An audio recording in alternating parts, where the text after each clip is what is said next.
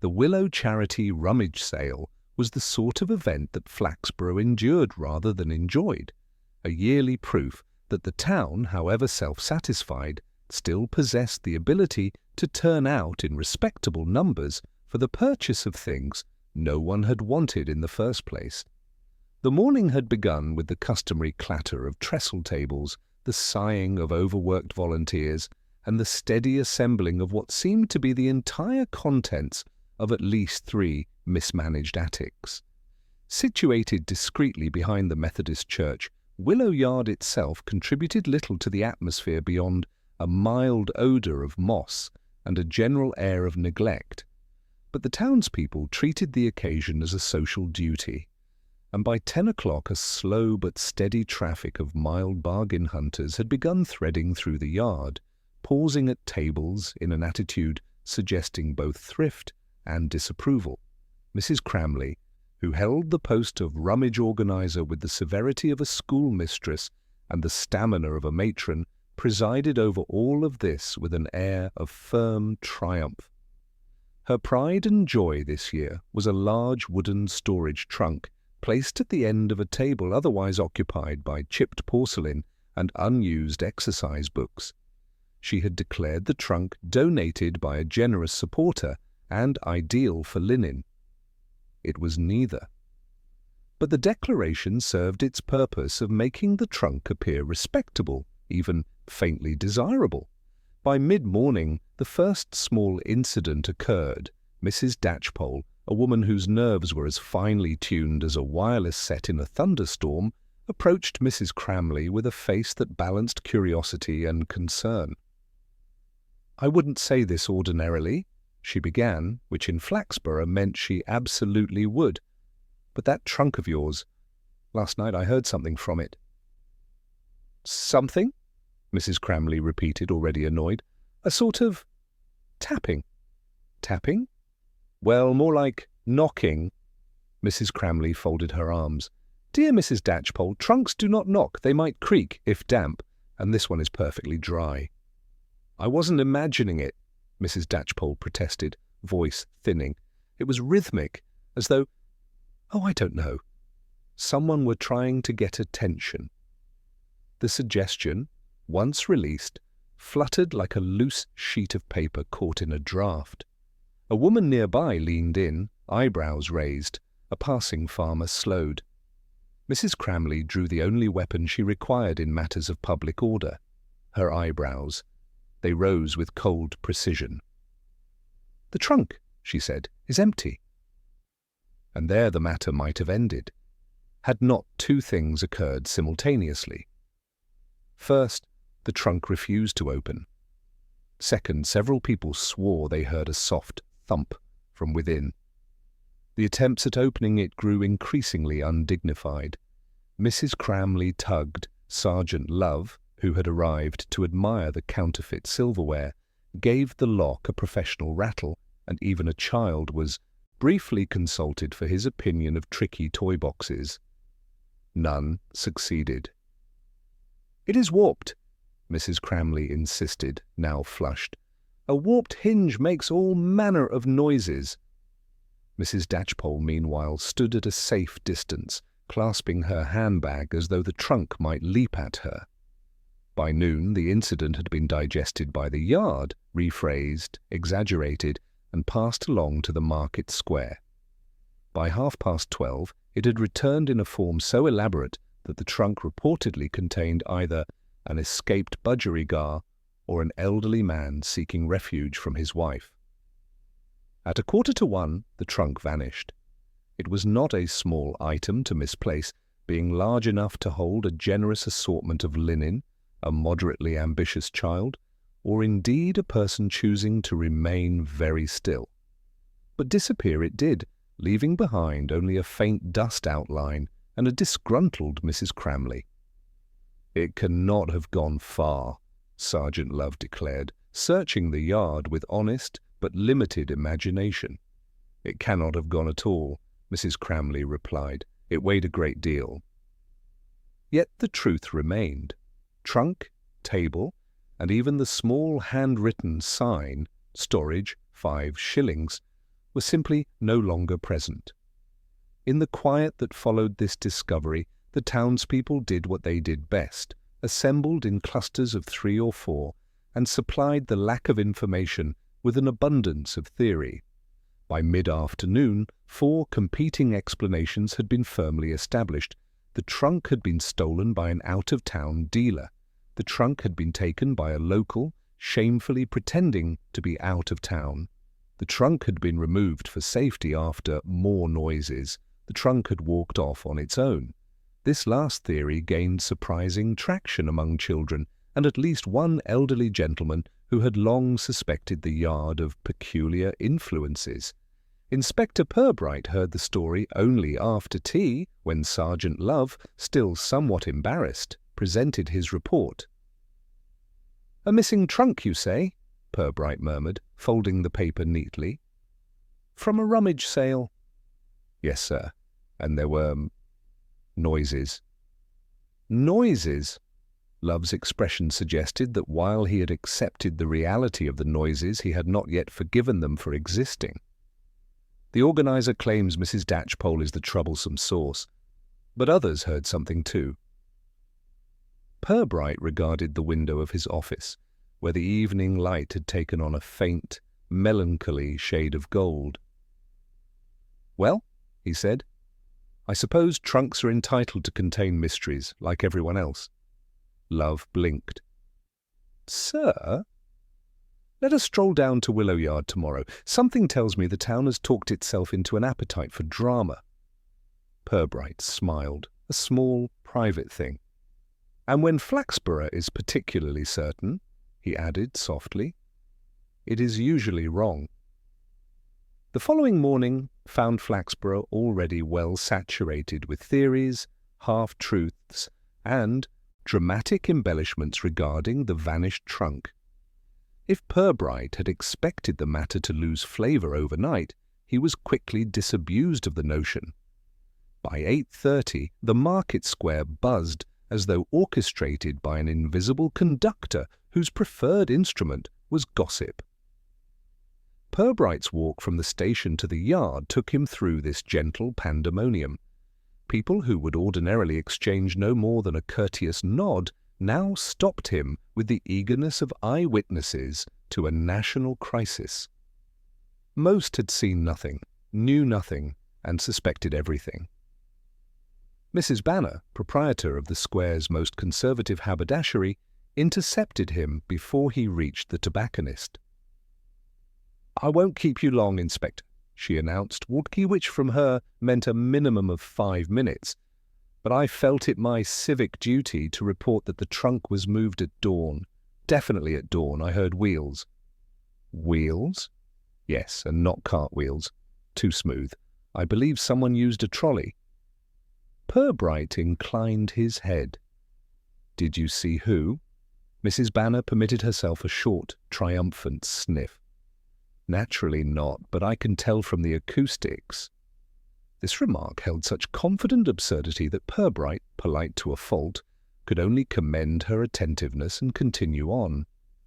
He had progressed no more than 30 yards when a man in a flat cap leaned from the doorway of the butcher's. "Inspector, wasn't no trolley. Was 2 men carrying it. I heard 'em arguing." "About what?" "About whether they were going the right way." "And you did not see them?" "No, but I could tell they was lost." Purbright thanked him as well, offering a mild smile that concealed his deeper thought. The story was already evolving beyond recognizable shape. Whatever had happened in Willow Yard had been encased in so many borrowed details that identifying the truth would now require, ironically, peeling away the fiction. Sergeant Love, who had been waiting near the yard's entrance, greeted him with palpable relief. "Morning, sir. I've asked around again. People are saying the trunk was taken toward Willow Yard's end cottage, the derelict one." "Interesting," Purbright murmured. "Are they consistent?" "No, sir. Quite the opposite." A small crowd had gathered at the yard itself, less his search party, and more a contingent of spectators hoping for revelations. Mrs. Cramley stood at the centre like a wounded general defending her honour. Upon seeing Purbright, she stiffened. "Inspector, I do hope this is handled with proper seriousness. My event has been made a spectacle." Purbright assured her it would be addressed. "You are certain the trunk was empty?" "Absolutely, entirely, positively." "And the tapping sounds?" "Nonsense, imagination, possibly wood settling." Mrs. Datchpole, who hovered within earshot, gave a tremulous gasp. Wood does not settle in perfect rhythm. A few of the onlookers murmured agreement, emboldened by the inspector's presence. Purbright noted the tension between the two women. Mrs. Cramley bristled. Mrs. Datchpole wilted yet persisted. Their disagreement, though cloaked in politeness, hinted at something more than a mere dispute over acoustics. "Mrs. Datchpole," Purbright said gently, "you were the first to mention the tapping. Would you describe it again?" "As exactly as possible." She clasped her gloved hands. "A steady knocking, 3 short taps, then a pause, then again, as though someone were trying to, signal." "And this was at what time?" 11:30. I'd left some scarves here after helping sort them. I came back to retrieve them." Purbright observed her face carefully. "Nervous, yes. Imaginative, perhaps, but not untruthful. The pattern she described had the distinct character of intention." He turned to Mrs. Cramley. "You said the trunk was donated. By whom?" "A supporter who prefers anonymity," she replied stiffly. "Did this supporter deliver it directly to the yard?" "No, it was left by the vestry door the previous afternoon. I had Mr. Fullstone move it inside." Fullstone, the church caretaker, nodded from the edge of the crowd. "It were light enough, sir. Empty, just as she says. I'd swear it." "Yet it would not open," Purbright said mildly. Fullstone scratched his chin. "Could have been swollen wood from the cold, or the lock catch sticking. Happens with old things." It was reasonable, yet something in his tone suggested uncertainty, or perhaps the desire not to be implicated. Purbright crouched to inspect the dusty outline where the trunk had rested. The shape was clear. A light smear at one end hinted at where it had been dragged, or lifted carelessly. The marks led toward the yard's gate, then dissolved amid bootprints and cart tracks. Love stepped closer. "Sir, the rumour about the derelict cottage. Shall we check it?" "Rumours are rarely prompt guides," Purbright said, "but they often contain a seed of something genuine." As they walked toward the cottage, they passed through the narrow path behind the Methodist Hall. Purbright slowed. A faint smell drifted in the still morning air. Something sharp, familiar, and out of place. "Turpentine," he murmured. Love sniffed, puzzled. "Odd scent to find out here." "Indeed."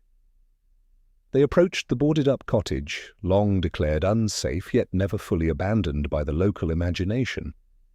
Its sagging roof and mossy stones gave it a mild air of theatrical menace, as though auditioning for a ghost tale, but too tired to commit. Purbright circled the building. Dusty ground, unbroken, no drag marks suggesting a trunk had been hauled here, no footprints of recent arrival, only those left by curious townsfolk earlier. Love frowned. "Doesn't look promising, sir." "No," Purbright agreed, "but the smell is persistent." They rejoined the yard as the crowd slowly dispersed. The gossip had begun mutating again. Now someone insisted the trunk had been taken by a woman in a brown coat, though no such woman could be identified. Purbright glanced once more at the empty space where the trunk had stood. Something felt wrong, not dramatic nor sinister, but wrong in the quiet, careful way Flaxborough specialized in. "Love," he said at last, "people rarely make great efforts to hide things of no importance." "You think the trunk wasn't empty, sir?" "I think," Purbright replied, that something about it was important enough for someone to remove without permission. Love looked troubled. Important how? Purbright let the question linger unanswered. "Let us keep listening," he said softly. "The town is speaking very freely today. And when it speaks too freely, it often reveals more than it knows." End of chapter 2. Purbright returned to Willow Yard the next morning with the unhurried gait of a man who preferred the truth to come to him at its natural pace. The square was quieter now, the previous day's enthusiasm thinning into a more manageable level of conjecture. Even the air felt subdued, as though the town itself had exhausted its appetite for invention and was now content to ruminate. Mrs. Datchpole, who had evidently stationed herself at the yard's entrance under the guise of casual passing, intercepted him before he could pretend not to notice her. "Inspector," she began, lowering her voice as though sharing a state secret, "I've remembered something." Purbright's expression remained gently attentive. "Indeed?" "Yes, about the tapping. You see, it wasn't just the tapping itself. There was a pause, precisely the length of someone gathering breath to knock again." Purbright nodded, allowing the statement a moment to settle. Her sincerity, if slightly embellished, felt genuine. "Did you mention this detail yesterday?" "Oh, well, that I might not have wanted to be dramatic. People do judge." She offered a timid smile. "But now that the trunk has vanished, I thought it might matter." "It may," Purbright said softly. "Thank you." He moved past her, walking toward the space where the trunk had stood.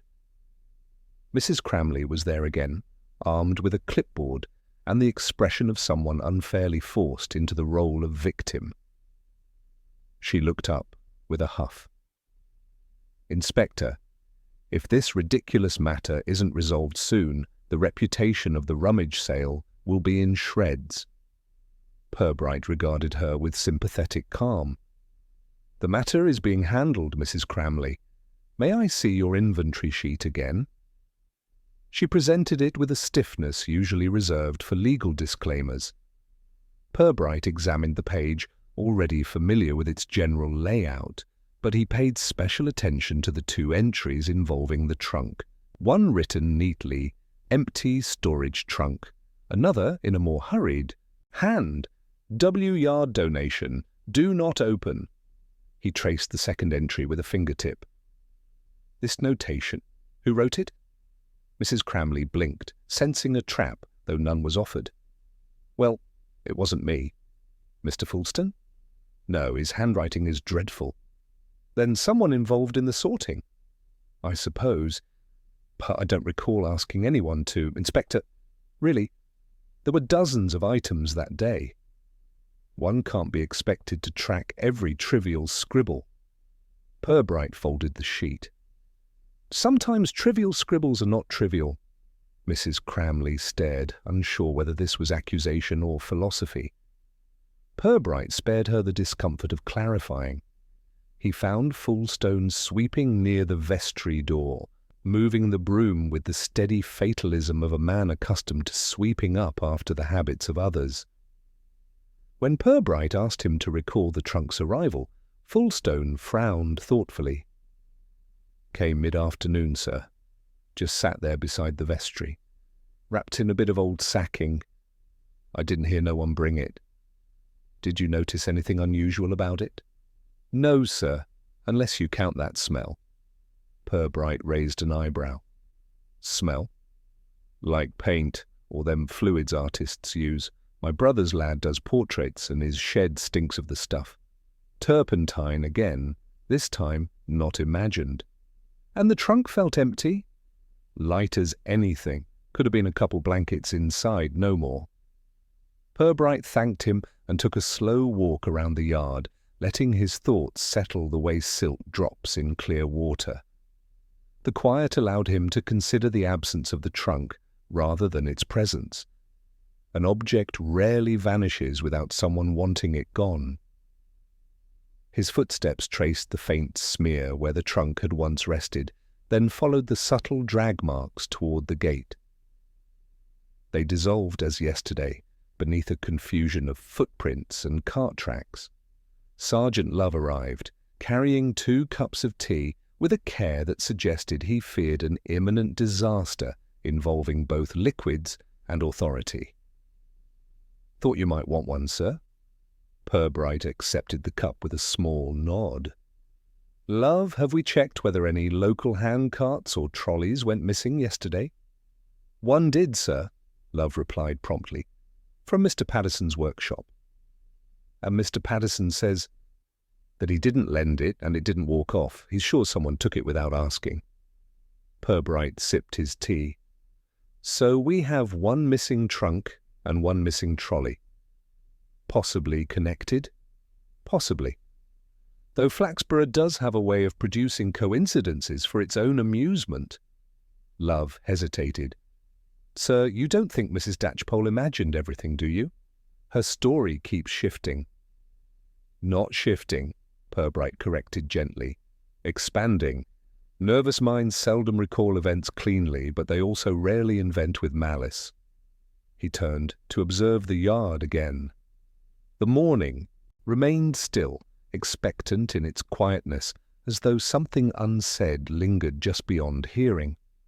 Purbright's expression sharpened almost imperceptibly. "Love, yesterday there was a crowd here for hours. Did anyone mention seeing the trunk being moved?" "Not directly, sir. Some mentioned hearing noises early. Others swear they saw shapes moving near the vestry. But no one saw the trunk itself go." Purbright nodded. That was the trouble.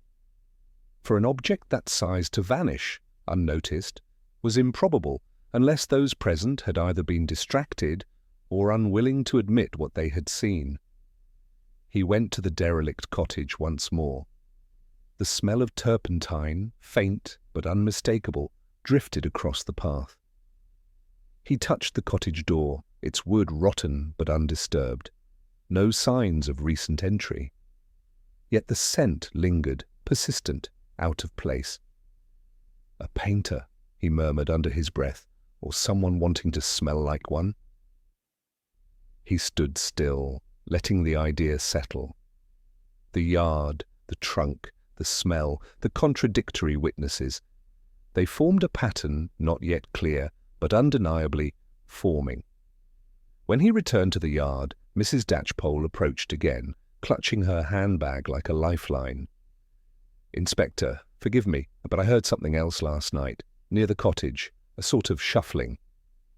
"Before or after the tapping?" "After." She lowered her voice. "As if someone were moving away from the yard." "And you saw nothing?" "Only a shape.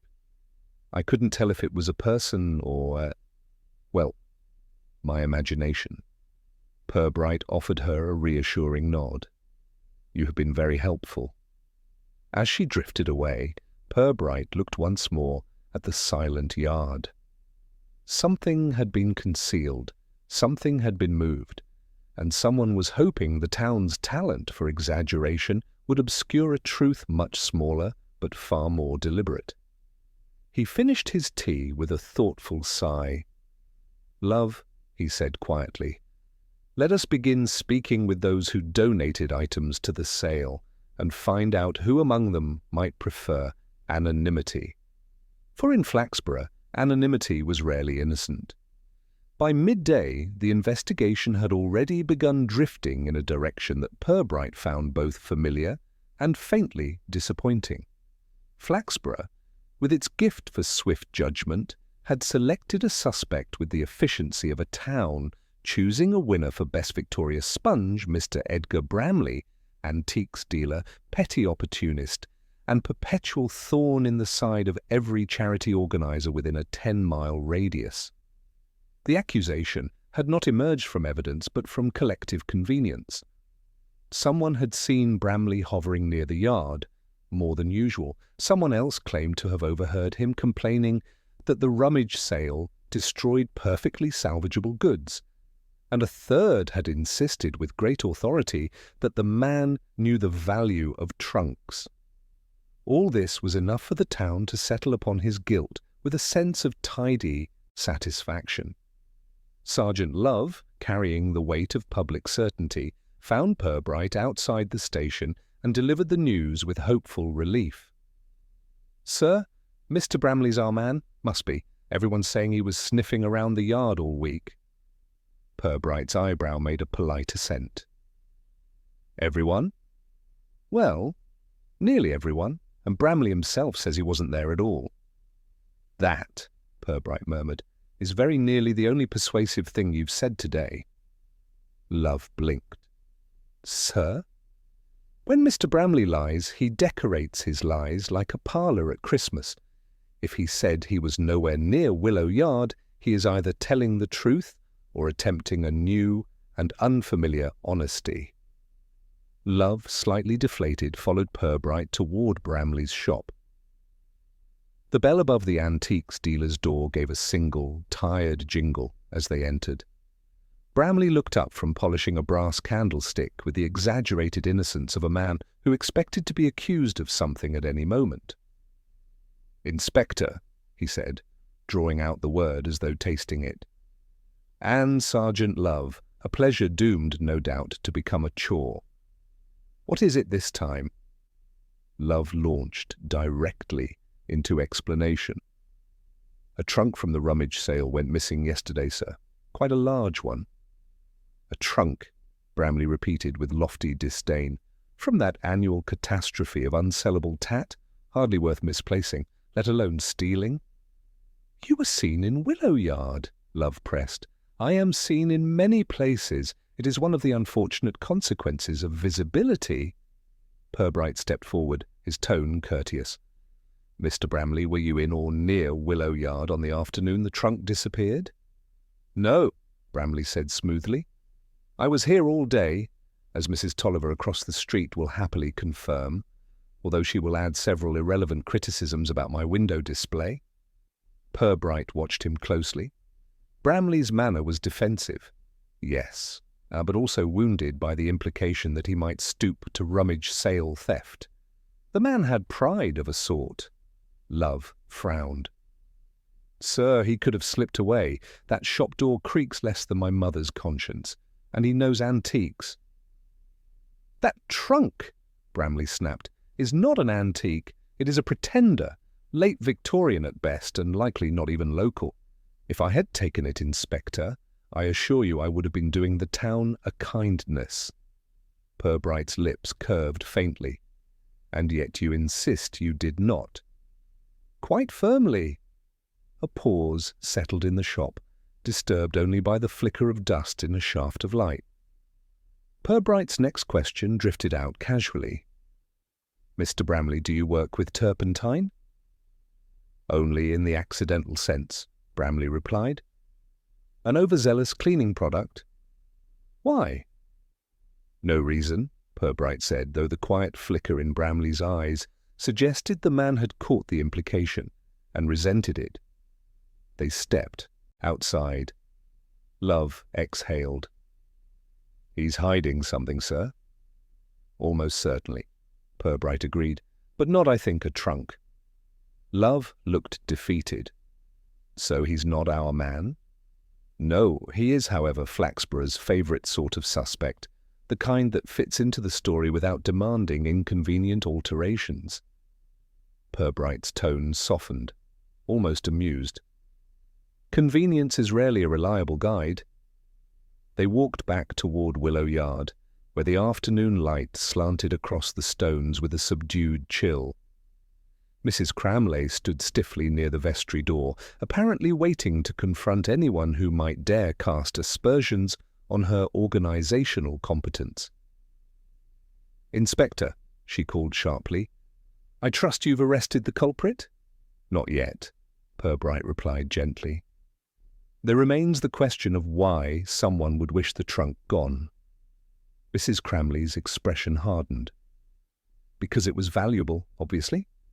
Antique dealers are vultures." "Curious," Purbright mused aloud. You told me the trunk was empty." "It was." Her tone sharpened.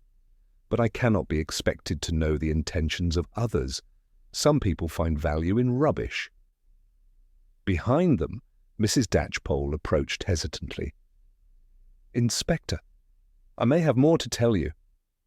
Mrs. Cramley groaned. "Oh, for heaven's sake." Purbright's hand lifted gently, quieting them both. Mrs. Datchpole swallowed. "When I heard the tapping that night, I also heard something after, a sort of muffled shout." Her cheeks flushed. "I didn't mention it because, well, it seemed too absurd." "Nothing is absurd until proven so," Purbright said. Mrs. Cramley scoffed. "She hears the wind and thinks it's a confession." But Purbright was watching Mrs. Datchpole closely.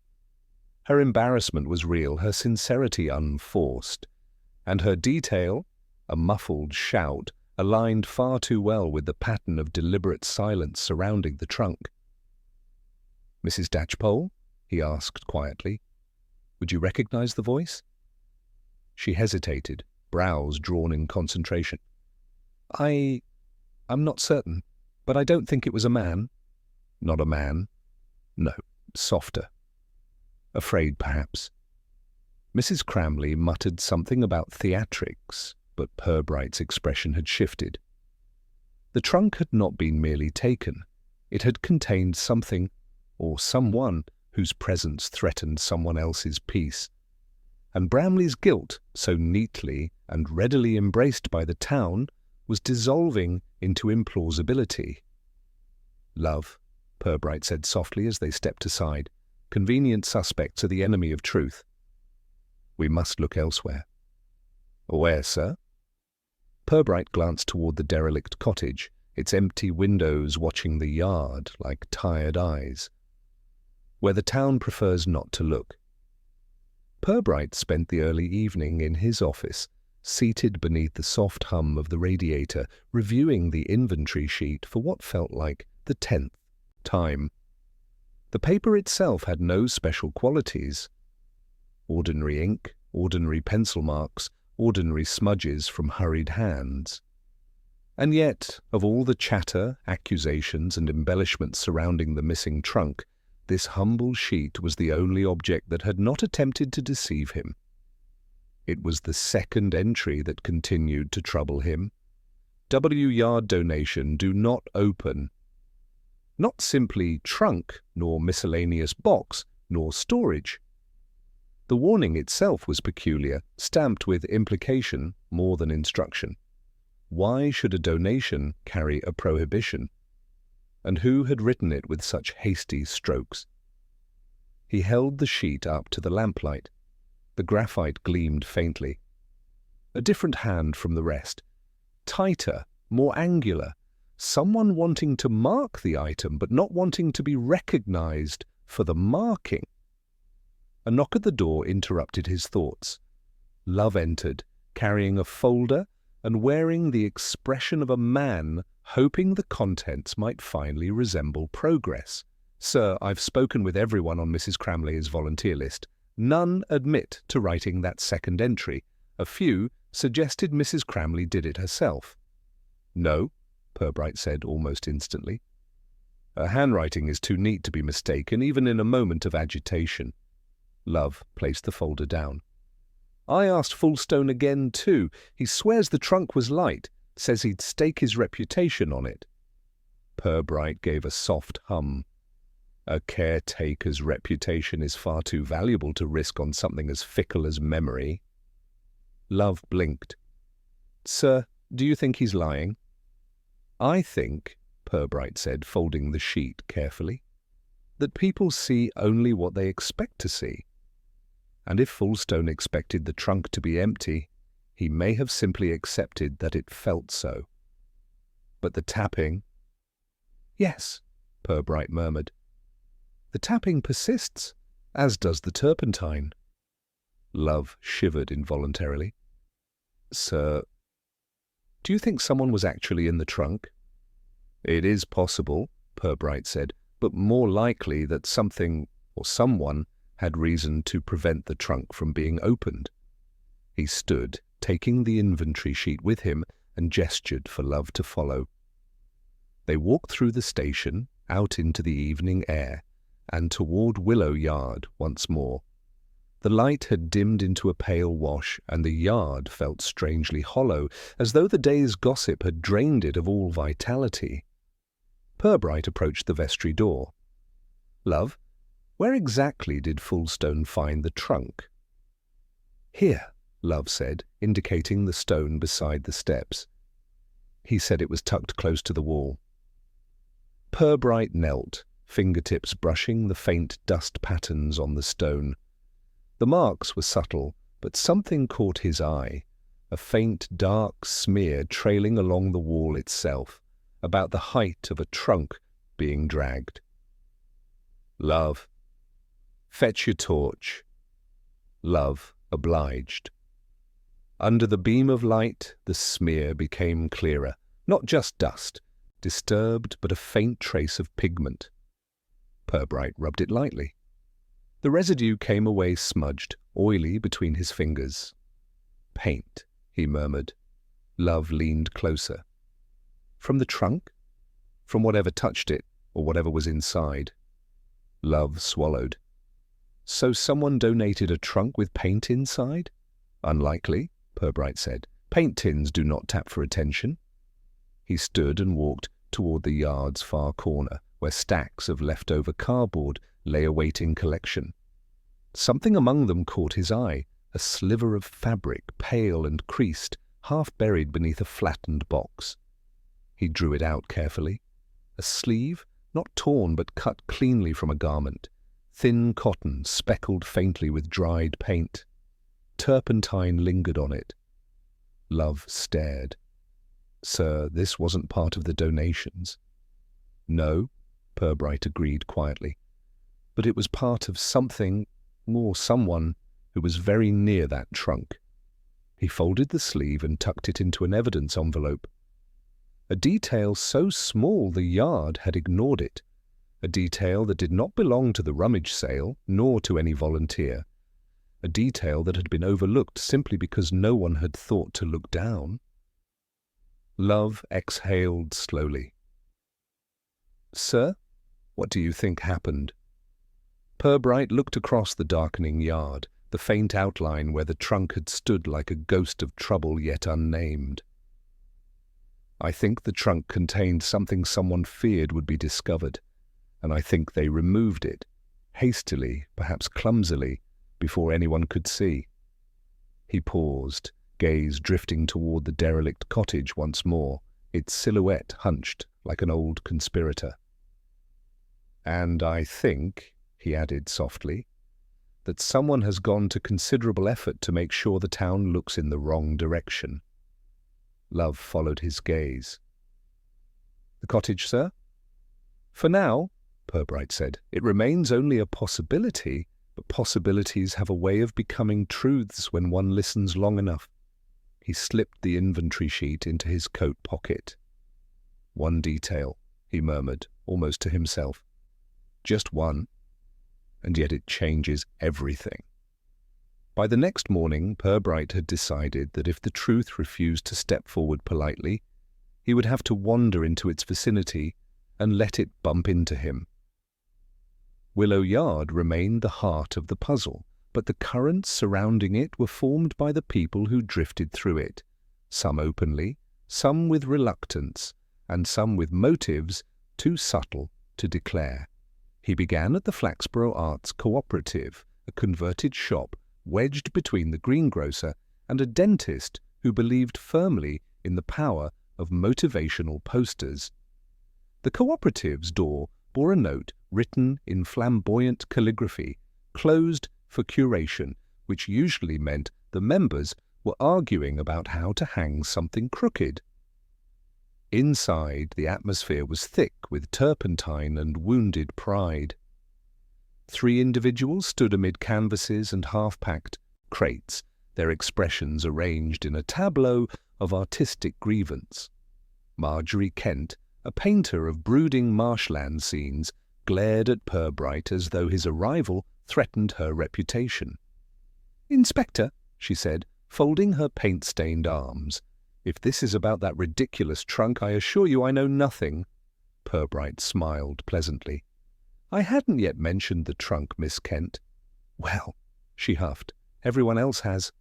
A younger man, wiry, bespectacled, and wearing a smock that had suffered far more trauma than he had, cleared his throat nervously. "We heard it vanished," he said. "Dreadful business, though not entirely surprising, given the Yard's state." "And your name?" Purbright asked. "Trevor Bowl," he replied. I do portraits, primarily pets, and one magistrate, unofficially." A third figure lingered near the window. An elegant woman with a posture both graceful and defensive, as though her spine had been trained to bear more than canvases. She offered her name with measured calm. "Lydia Colt. I work mostly in restoration." Purbright noted the faint streak of paint on her collar, cerulean, nearly fresh. "Tell me," he said lightly, "do any of you know of an artist who has recently stopped attending the cooperative? Someone reclusive, perhaps?" Marjorie scoffed. "That description fits half of Flaxborough's artists. Recluse is a fashionable affliction." But Trevor's eyes flickered uneasily. "There is someone," he admitted. "Mr. Grieve. He hasn't submitted work in months. No letters, no calls, no visits. Some say he's moved. Others say he's had a crisis." "What sort of crisis?" Purbright asked. "Artistic," Trevor said, as though it were a medical diagnosis. "He was known for locking himself away while working. Very private, very intense." "Intense enough," Marjorie added, "that he once refused to let anyone see a painting until he deemed it safe for the world." Pretentious nonsense, of course, but some admired it. Purbright regarded them thoughtfully. "Would Mr. Grieve have reason to leave possessions in Willow Yard?" Trevor blinked. "The Yard? Why ever—" But Lydia Colt interrupted softly. "He used the derelict cottage." The room fell abruptly still.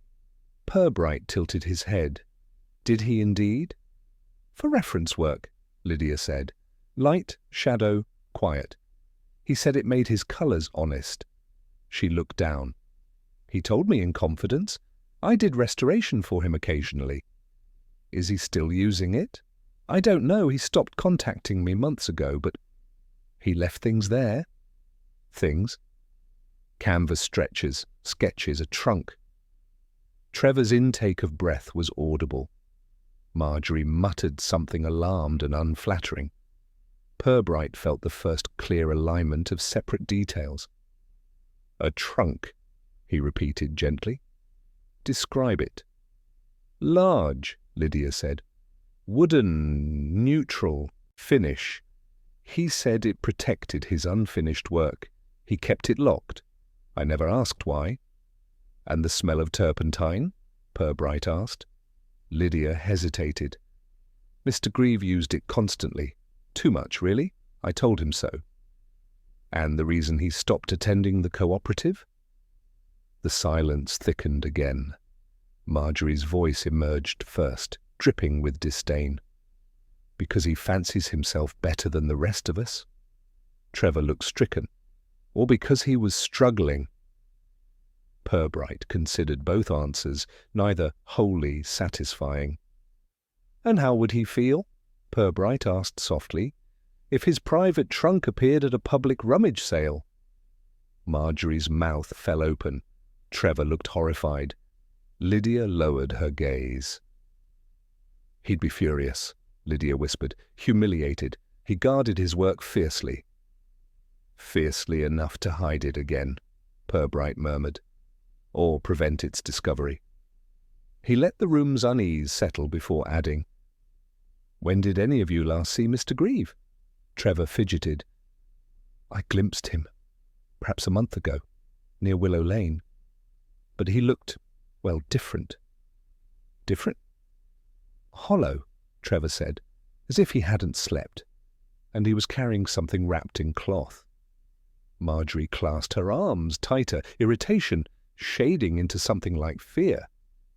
Inspector, if this Grieve person is involved, I insist you make that clear publicly. People already think we artists are unstable. Purbright gave a sympathetic smile. Stability, Miss Kent, is a matter of context. He thanked them and stepped outside, Love trailing behind with the overwhelmed expression of a man whose mind had been unexpectedly expanded. So this Grieve fellow, Love said, you think he put his paintings in the trunk? Possibly, Purbright replied. Or someone placed them there for him, or someone took them from him. Love frowned. But why donate it to the rummage sale? Indeed, Purbright said softly. That is the question least compatible with goodwill. They walked through town, pausing occasionally as Purbright absorbed the changing texture of the day. Whispers, shifting direction, curious glances following him, threads of rumour curling through doorways. The trunk had not merely been lost, it had disrupted something. He and Love continued toward Willow Lane, where the houses leaned with age and ivy conspired across stone walls. Near the end stood the derelict cottage, its tired frame sagging beneath the weight of neglect. Love looked uneasy. Sir, if Grieve was living here, or hiding here, Purbright corrected. They approached cautiously. Purbright's gaze drifted over the sagging door, the peeling paint, the streaks of damp crawling like faint bruises along the stone. He paused at the window. The glass was smudged from the inside. Sir, Love whispered, someone's touched it recently. Purbright nodded, and someone has left in haste. He pointed at the ground. Faint traces, not footprints exactly, but disturbances in the dirt. Something dragged lightly. A path leading away from the cottage and toward the alley behind the Methodist church, the direction the trunk had taken. The same path, Love breathed. Or the same person, Purbright said. He inhaled, catching again the faint, insistent scent of turpentine. Not a fresh application, but a lingering shadow, a habit embedded in walls, fabric, and breath. Love looked suddenly pale. Sir, what if Mr. Grieve was inside that trunk? Perhaps, Purbright murmured. Or perhaps he placed something inside that someone else wished to silence. He stepped back from the cottage, eyes narrowing slightly. The pattern had begun to form, faint, partial, like a charcoal sketch awaiting bolder strokes. Love, he said quietly, we are no longer searching for a missing trunk. No, sir? We are searching, Purbright said, for the person who feared what that trunk would reveal. And somewhere in Flaxborough, he was certain, that person was already beginning to fear him too. The following dawn brought with it a bleak, metallic sky, as though the town had been tucked beneath a sheet of dull tin. Purbright, who disliked theatrics in weather almost as much as he disliked them in people, found Willow Yard already unsettled when he arrived. A thin ribbon of smoke curled from somewhere behind the Methodist Hall. Not enough to alarm, but enough to suggest that something had shifted during the night. Sergeant Love was waiting for him, stamping warmth back into his feet. Sir, something's happened at the derelict cottage. Something, Purbright echoed, mildly weary. A window, sir, one of the attic ones. It's been opened. Purbright's gaze lifted toward the dark, huddled cottage. A single attic pane now stood ajar, tilted outward like a cautious eyelid. Yesterday it had been firmly shut. Cracked, yes, but unmoving.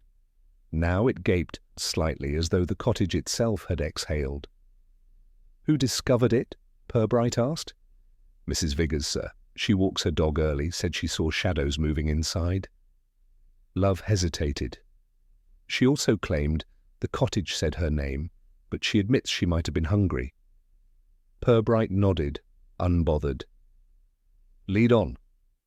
They crossed the yard, their footfalls muffled by the damp morning. The cottage loomed closer, its stones dark with the remnants of night. The turpentine scent still hovered faintly, but now it mingled with something sharper, the smell of extinguished lamp oil. Someone had been here. Love produced a crowbar, its reluctant contribution to police work, making a faint metallic groan as he wedged it beneath the warped door. After a push and a splintering crack, the door surrendered. They stepped inside. A stale breath of air greeted them, carrying dust, turpentine, and something else. The faint, sweet decay of old rags left too long, in corners. The room was dim, but Purbright's eyes adjusted quickly. The cottage had been lived in, not comfortably, not permanently, but unmistakably. An overturned mug, a crumpled blanket, a pallet smeared with greys and greens lay on a crate repurposed as a table. A candle stub leaned drunkenly beside it, its wick coated in soot from recent use. "What do you make of this, sir?" Love whispered. "That someone believed themselves safe enough to paint here," Purbright replied softly. "Or desperate enough." They moved deeper. Purbright's foot brushed against a scrap of canvas, torn cleanly from a stretcher. A single brushstroke remained on it, a curved line, confident and dark. Footprints tracked across the floorboards, faint but distinct. Purbright knelt, studying them. "Not boots," he murmured. "Light shoes. Narrow. Likely a woman's." Love frowned. "So not Mr. Grieve?" "Unless he has recently developed small, delicate feet," Purbright said gently. "No." They climbed the narrow stairs. At the landing, they paused. The attic door hung half open, as though whoever had been inside had left in haste, but not panic. Purbright pushed it fully open. A draught breathed out. Inside the attic was a cramped chamber with slanted beams and a single window, the one now ajar. Dust motes drifted like suspended whispers. Near the window stood an easel. It held no painting, but dried smears of colour marked the floor beneath it. A cloth, stiffened with turpentine, had been dropped beside it, and beside that, footprints again, circling the easel, then leading toward the window.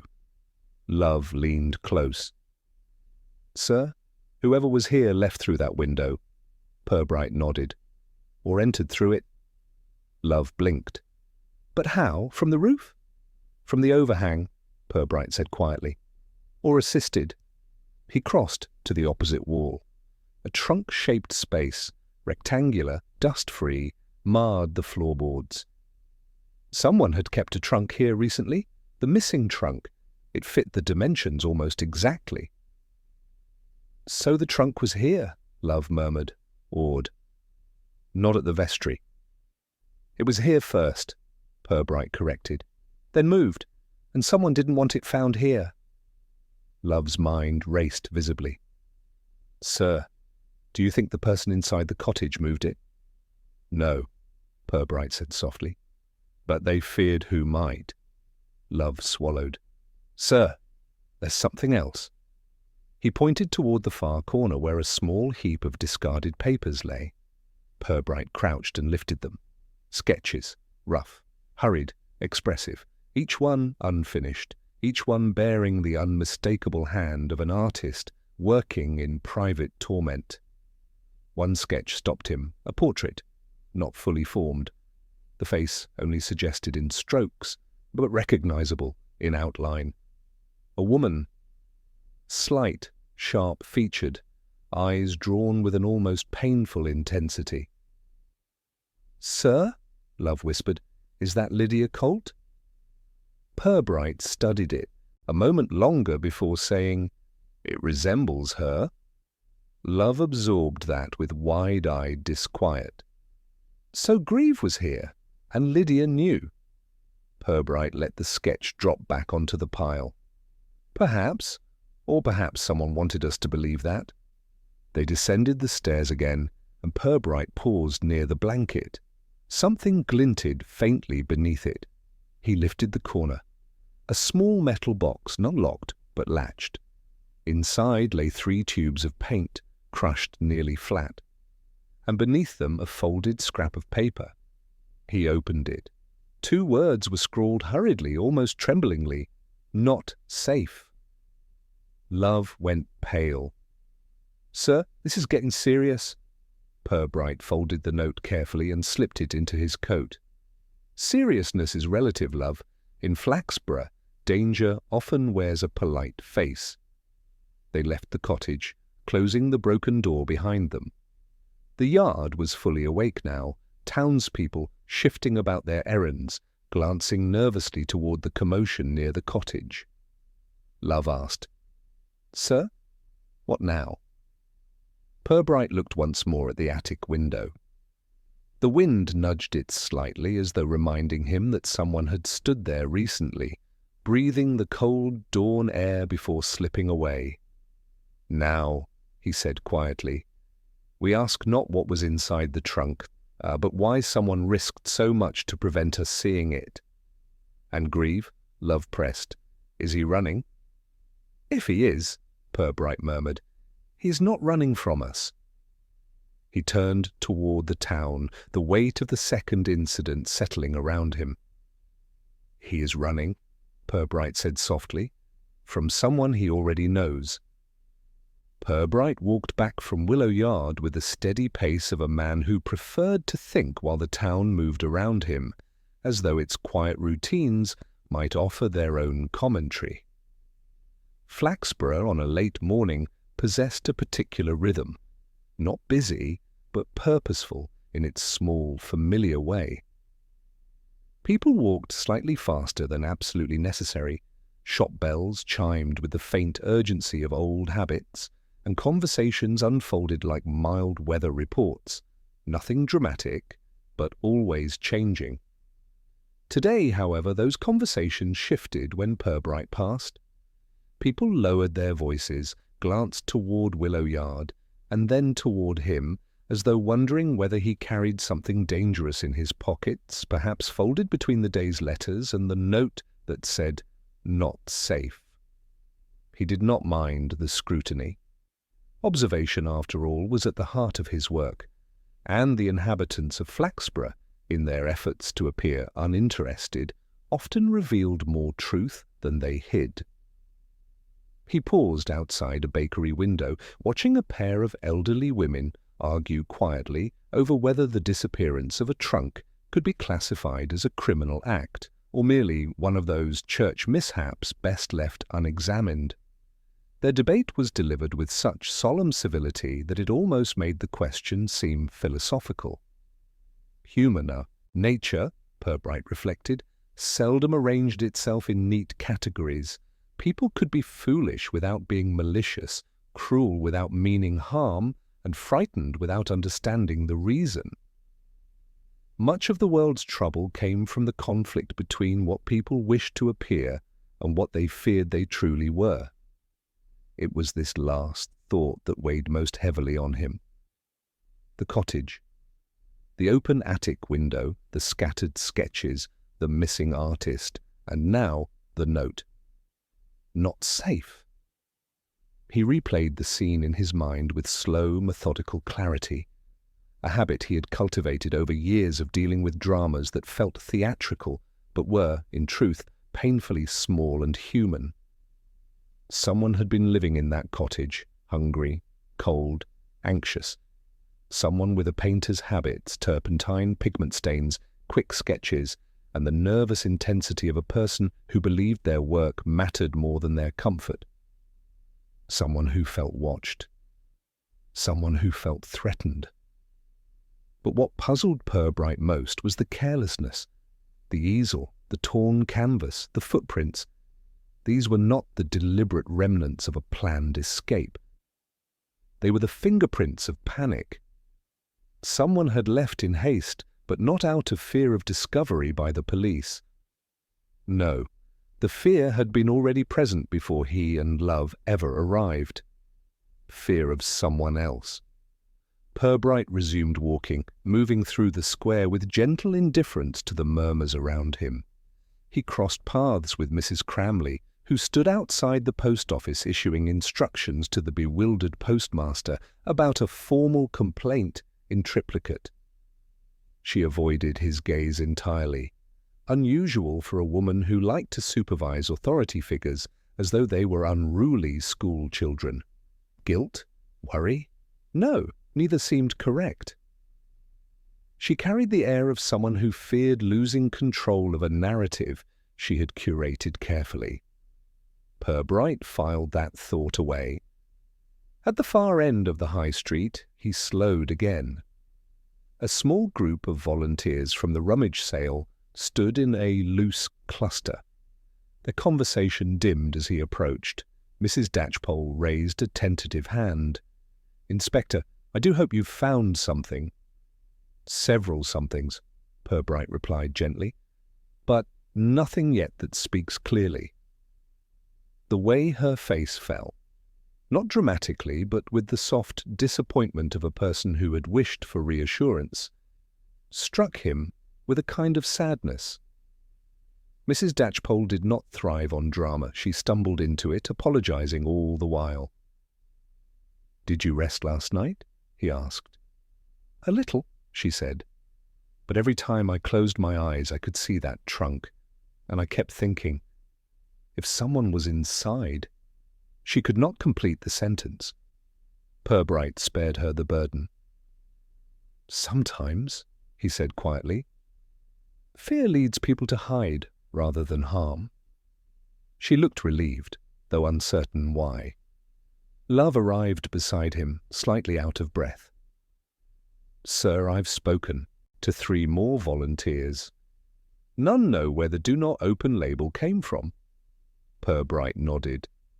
"It was not meant for the rummage sale." "Then what was it meant for?" "A warning," Purbright said, "to whoever might be tempted by curiosity." Love frowned. "But who writes a warning on a donation?"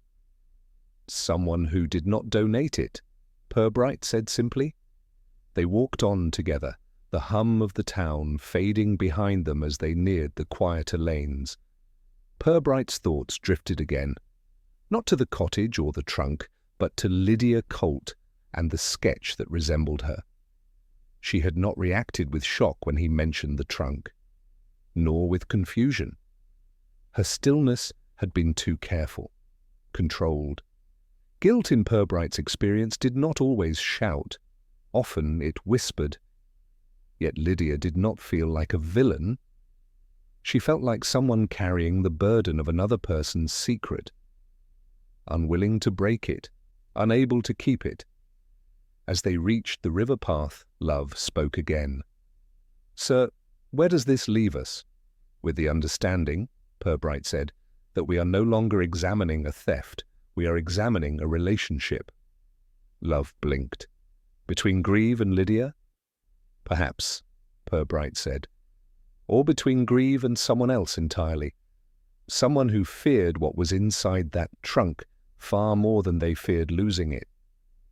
He stopped walking. The air along the river carried a faint chill, enough to draw the mind toward clarity. "Love," he said softly, "when people hide objects, they fear discovery. When they hide people, they fear truth." Love stared at him. "Sir, you think we're dealing with the second?" Purbright looked toward Willow Yard, its rooftops peeking faintly above the houses. "I think," he replied, "that someone in Flaxborough has been afraid for quite some time."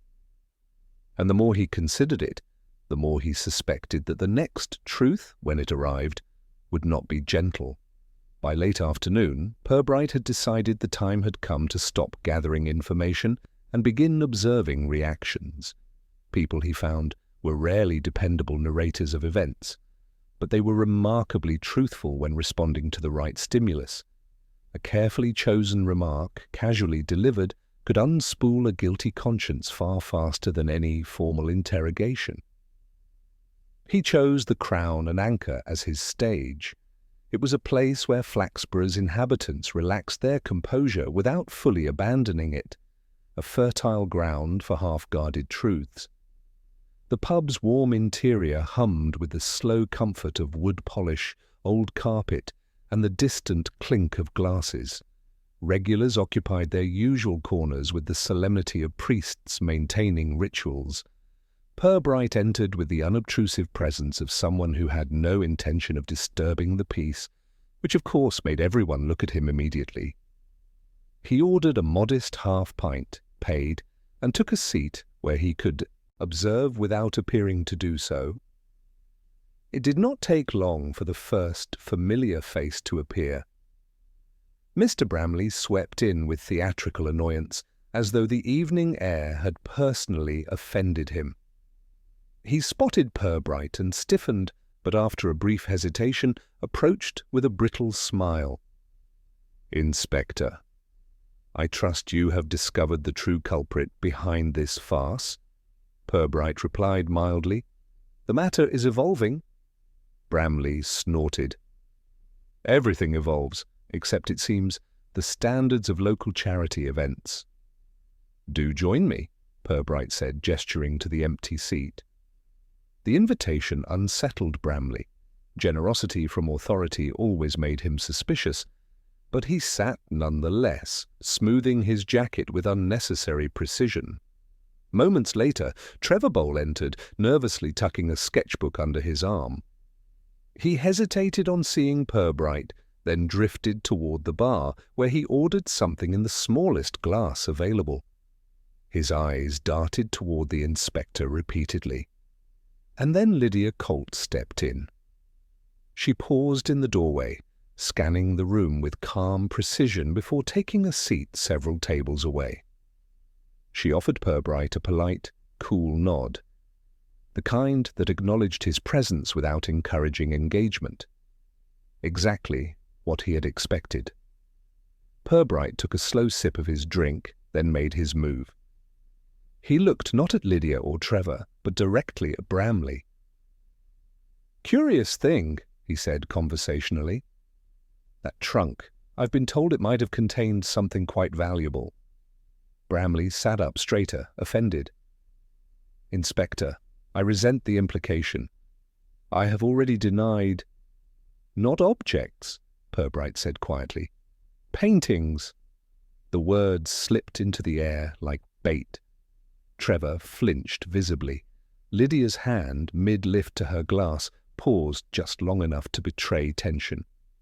Bramley, for all his bluster, looked merely puzzled. "Paintings?" Bramley repeated. "Hardly the sort of thing to be found in a church jumble, though I suppose some would call anything with pigment on it art." Purbright allowed himself a small smile. "Some of these works, I am told, were unfinished, left by a reclusive artist, someone who worked privately, intensely." He let the silence stretch, its weight settling across the tables.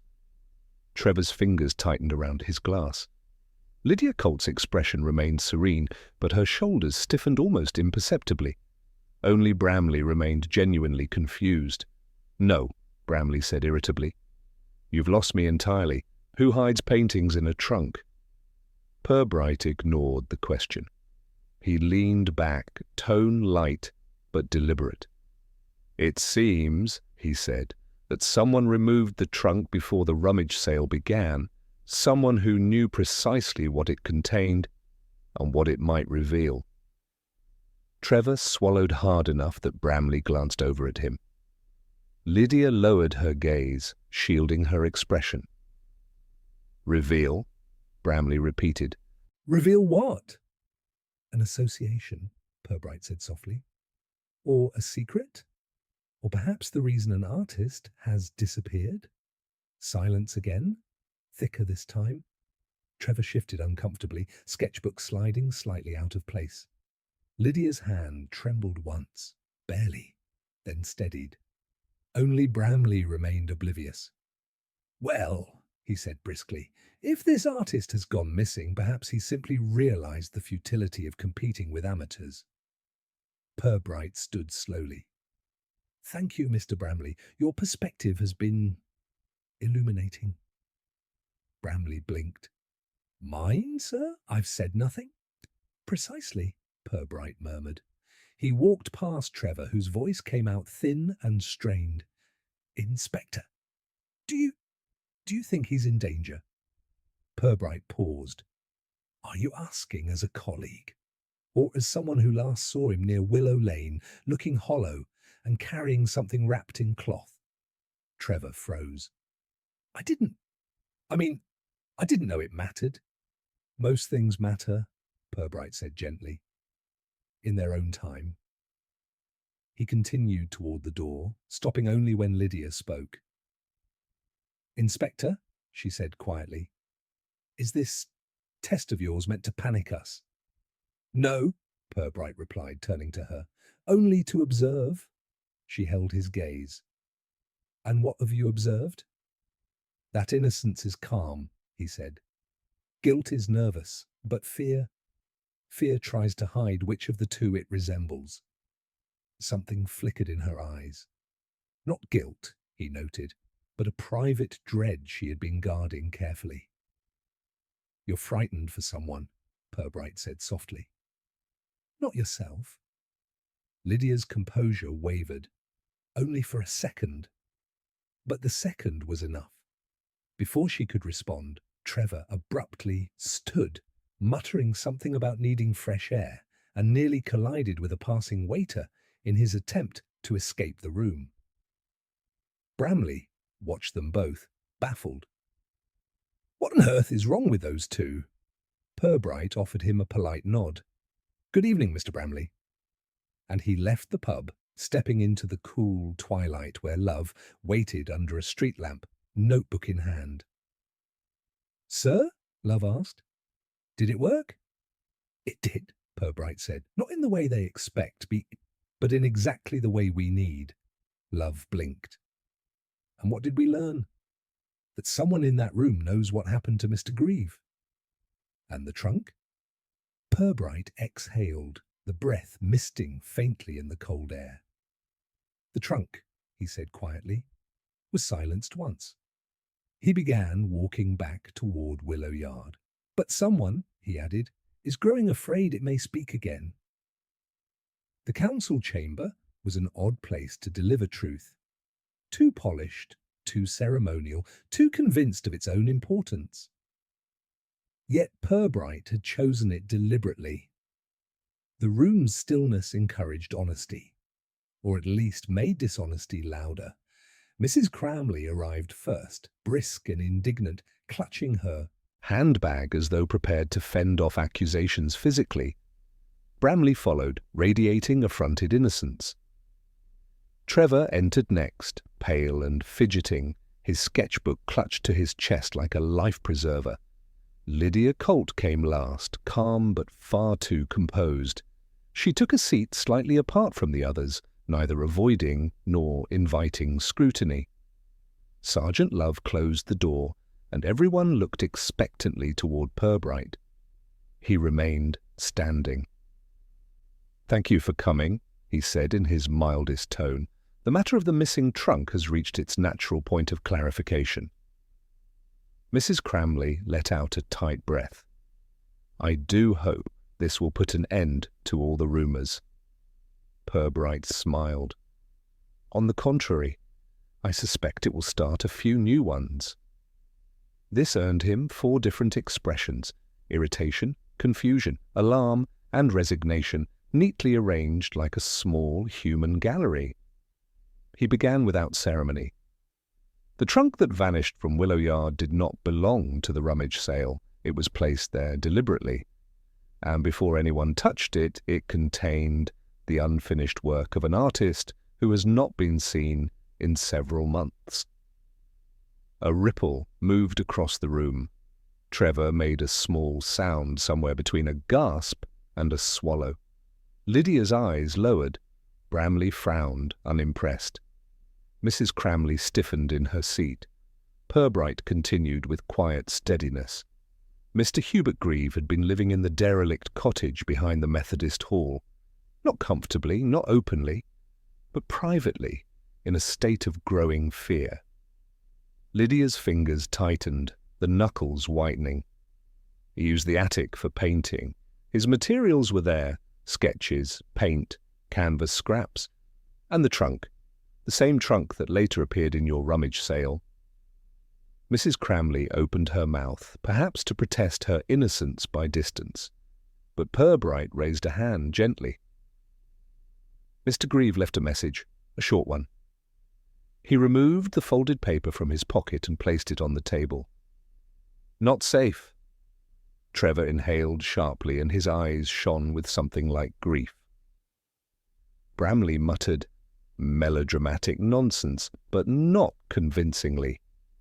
Purbright continued, This note was left beneath a paint-stained cloth in the cottage. It was not meant for the public. It was meant for someone he trusted. Someone who would eventually come looking for him. Lydia's gaze lifted slightly, pain flickering across her face. Purbright saw the acknowledgement. He did not press it yet. Now, he went on, let us consider the events that followed. Someone, not Grieve, removed the trunk from the cottage. Someone who feared what the trunk contained. Someone who hoped that by placing it among donations, its origin would go unnoticed and the contents dismissed as worthless. Mrs. Cramley bristled. Inspector, surely you don't mean— You did not bring the trunk, Purbright said gently. But you accepted it unquestioningly. You didn't ask who placed it by the vestry door because you were preoccupied with the sale. Perfectly understandable. Her relief was visible, but short-lived. When the trunk began making noise, Purbright said, and refused to open, you insisted it was empty, because you believed it should be empty and you could not allow chaos to mar your event. Mrs. Cramley's expression soured, but she remained silent. Purbright turned to the others. The trunk was then removed, quietly, quickly, before anyone could open it, and whoever moved it left a trail, faint pigment on the stone, a smear along the wall, a cut sleeve stained with paint. Trevor flinched. Bramley looked from face to face suspiciously. Well, who was it? Who meddled with this ridiculous trunk? Purbright did not answer him directly. Mr. Grieve feared someone, he said instead. Someone who knew where he lived, someone who visited him, someone he trusted enough to let near his work, but also someone whose presence eventually filled him with dread. Now Lydia Colt sat impossibly still. Trevor looked at her in horrified recognition. Lydia! Her voice, when it came, was barely audible. He wasn't supposed to vanish. Purbright approached her slowly, kindly. You knew he was struggling, he said. You helped restore some of his earlier pieces. You admired his talent. You visited the cottage. Perhaps you brought him food. Perhaps you tried to help more than he wished anyone to. Her silence was confirmation enough. Purbright continued gently. Mr. Grieve was frightened. Not of you, I think. Not at first. But of someone else who began taking an interest in his work. Someone who saw the value. Someone he worried would take advantage of him. Trevor's hand rose to his mouth. Bramley. Bramley bolted upright. Now see here. Purbright lifted a calming palm. Mr. Bramley visited Willow Lane often. He made inquiries about a reclusive painter. He has, in the past, purchased art cheaply from vulnerable creators. Bramley sputtered. Business, Inspector, not coercion. Quite, Purbright said pleasantly. But from Mr. Grieve's perspective, fragile, exhausted, paranoid, your interest would have seemed predatory. And Lydia? Mrs. Cramley asked, bewildered. Purbright turned back to Lydia. You moved the trunk, he said softly. Not to hide evidence of harm, but to protect Hubert Grieve from imagined threats. He confided in you. He told you someone wanted his unfinished work. He feared Bramley, the volunteers, the townspeople. Everyone. Lydia swallowed. He said the trunk would draw them in, that someone would open it, that they'd take everything. So you moved it, Purbright said, away from the cottage, away from him. Tears pricked Lydia's eyes. He begged me to, said he couldn't destroy his paintings, but he needed them hidden, safe. Trevor whispered. And that's why he vanished? He ran? Purbright nodded. Hubert fled. The cottage shows hurried departure. He feared being found. He feared being questioned. The trunk, his last protection, had become a liability. Mrs. Cramley frowned. But why place it at the rummage sale? Lydia closed her eyes. I panicked. I thought, if it looked like any old donation, no one would connect it to him. But someone knocked from inside, Trevor said softly. Who was it? Purbright addressed him gently. No one was inside. The tapping Mrs. Datchpole heard was the sound of panels shifting and a canvas frame striking the lid when moved. Trevor exhaled shakily. But when the trunk refused to open, Purbright continued, you became frightened, Miss Colt, afraid someone would force it, afraid the contents would be exposed, so you removed it. Lydia nodded miserably. I didn't steal it. I just kept it safe. And where is it now? Bramley demanded. Purbright answered calmly. In the boiler room behind the cooperative, hidden beneath drop cloths. Miss Colt placed it there after dark, convinced she was honouring Mr. Greaves' wishes. Love blinked. Sir, how did you know there is only one place in town, Purbright said, where turpentine, canvas dust and secrecy all coexist? He returned his gaze to Lydia. You meant no harm, but you acted out of fear, Mr. Greaves' fear, not your own. And Hubert, she whispered. Is he alive? Purbright's voice softened. Yes, he is in the next county.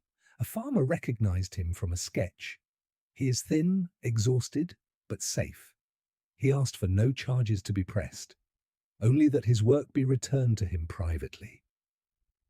Lydia's relief was palpable, a sudden, fragile exhale. Mrs. Cramley dabbed theatrically at her eyes, though whether from sympathy or dramatic impulse was unclear. Bramley muttered something about emotional lunacy. Trevor simply sat very still. Purbright closed the note on the table.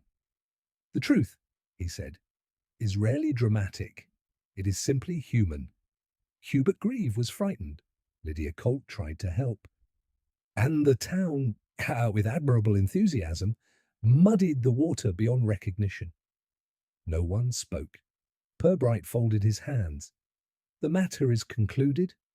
And indeed it was. The trunk, the cottage, the paint, the whispers.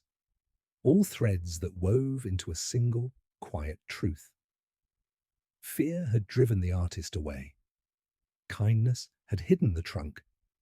Misunderstanding had done the rest. He stepped aside, allowing the room to breathe again. Outside, the council bell chimed the hour, indifferent to the fact that one of Flaxborough's mysteries had just been gently untangled, without theatrics, without accusation, and without triumph. Just clarity. The following morning found Flaxborough in a state of satisfied anticlimax. The council chamber's revelations had travelled through the town with remarkable speed, acquiring the usual embellishments but losing none of their gentleness. The matter of the missing trunk, once swollen with speculation and alarm, now shrank neatly into the comfortable category of a peculiar little episode, the sort Flaxborough liked best, requiring just enough discussion to fill a morning, but never enough to alter anyone's habits. Mrs. Cramley announced her resignation from the rummage committee to preserve her nerves, though most suspected she would reclaim the position by next Tuesday. Her departure speech, delivered in the doorway of the post office, was long, dignified, and interrupted several times by her own emotional digressions. People listened politely, not because they agreed, but because she would surely ask them later to repeat what they had heard. Mr. Bramley, meanwhile, adopted the air of a man who believed he had narrowly escaped martyrdom. He visited the Crown and Anchor twice that day to explain at length, and to anyone trapped within earshot, that he had been cruelly misinterpreted during the investigation, and that the inspector had finally seen sense. Each retelling elevated his role from innocent bystander to indispensable authority, and by evening Bramley had convinced himself entirely. Trevor Bowl resumed his portrait work with renewed fervour.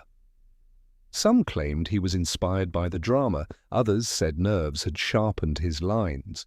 Whatever the cause, he placed a new sign in his shop window, portraits of pets and people, no questions asked, which drew mild curiosity but few customers. Still he appeared content enough, moving quietly about his studio, as though relieved that the responsibility of truth no longer hovered above him. Lydia Colt kept to herself. She walked to the river several times that week, always carrying a small wrapped parcel that she never opened in public. Some whispered that it contained one of Greaves' sketches, others assumed it was merely supplies. Either explanation seemed plausible. There was a subdued dignity in her movements now, softened by the faint strain of recent weeks. She answered greetings with calm politeness, but her gaze often drifted toward Willow Lane, as though listening for a voice that might return. As for Hubert Grieve, news of his well-being arrived by discreet letter. He thanked Purbright for his tact, assured Lydia of his safety, and stated he would not be returning to Flaxborough until my head grows quieter than the world around me. It was not a farewell, but a pause, temporary, necessary, and perhaps healing. With the town quietly settling itself, Purbright returned to his natural element, paperwork. His office, rarely a sanctuary of order, now felt almost peaceful. The radiator hummed, the kettle clicked softly as it cooled, and the familiar weight of reports awaited his attention. He approached the mound with the resigned patience of a man accustomed to wrestling bureaucracy without expectation of victory. Sergeant Love entered, halfway through the morning, holding a stack of forms with the solemnity of a pallbearer. "Sir," he said, "Mrs. Cramley's insisting we file an official note declaring the rummage sale cleared of scandal." Purbright looked up. "Is that the term she used?" "Verbatim, sir." Purbright signed a form casually. "Then let us clear her of scandal. The documents can take the burden she cannot." Love hesitated. "Sir, may I ask something?" Purbright gestured for him to continue. "Why didn't you question Lydia more directly? She moved the trunk, hid it. Could have told us earlier." Purbright considered the question as he straightened a folder. "Because guilt and malice are not the same thing. Lydia acted out of misplaced loyalty, not harm, and pressing her would have injured more than it solved." Love nodded slowly. "So the case is closed?" "As closed," Purbright replied, "as human affairs ever allow." Love exhaled, relieved, and retreated from the room with his arm full of paperwork, muttering darkly about Mrs. Cramley and her demands. Left alone again, Purbright leaned back in his chair, letting the quiet fill the room. Outside the window, the town resumed its rhythm. Carriages rattled faintly, birds quarrelled over crumbs, and distant voices floated up from the street below. Life continued, unhurried and untroubled, as though the mystery of the trunk had been no more than a mild atmospheric disturbance. Yet Purbright knew that beneath Flaxborough's calm exterior lay small tremors of change. Some secrets had been aired, some fears relieved, some reputations reshaped. Subtle shifts, barely noticeable, but present all the same. He closed the final folder, placed his pen neatly atop it, and allowed himself a small, private smile. Another peculiar episode completed. Another quiet tangle, gently undone. Outside, the church bell rang the hour. Purbright stood, stretched, and reached for the next stack of routine reports awaiting his attention. Lost bicycles, noise complaints, neighbour disputes, familiar problems, comfortable ones. Flaxborough had returned to itself. And that, Purbright decided, was as it should be. The end